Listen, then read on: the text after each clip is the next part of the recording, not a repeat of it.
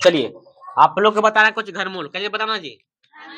चलिए तो 2744 का हमको निकाला कुछ घनमूल, जिसको सबसे पहले हम तोड़ेंगे गुणनखंड में, है ना। तो दूसरा रहेगा ना, 2 का 2, 3 दूनी 6, 7 दूनी 14, 2 दूनी कितना रहे 4, फिर 2 से 6 दूनी 12, 8 दूनी 16, 6 दूनी 12, फिर दूसरा रहेगा 3 दूनी 6, 4 दूनी 8, 3 दूनी 6।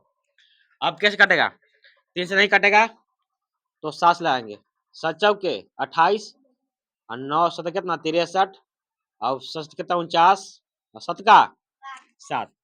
अब क्या करेंगे, 2744 के जितना गुणनखंड टूटा है उसको हम क्या कर देंगे, लिख देंगे।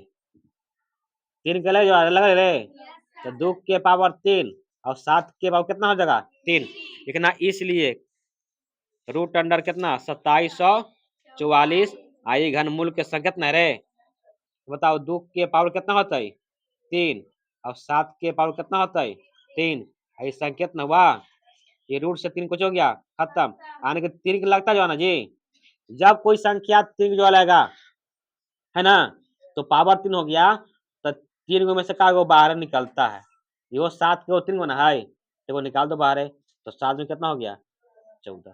समझ में आया कि नहीं आया, है ना। जैसे कोई संख्या स्क्वायर में रहता है, 2 के स्क्वायर फिर 2 के स्क्वायर फिर माने 3 की कितना रहेगा स्क्वायर, ये स्क्वायर से खत्म होता है, और नहीं तो 2 2 है ना जी, तो क्या किए हम 2 में से बाहर निकाल दिए, फिर बाहर निकाल दिए, ठीक है 3 का आगे निकाल दिए बाहर, और सब आपस में क्या कर दो गुना, तो नहीं होगा रे, तो 2 दूनी 4 और 4 से कितना हो जाएगा 12।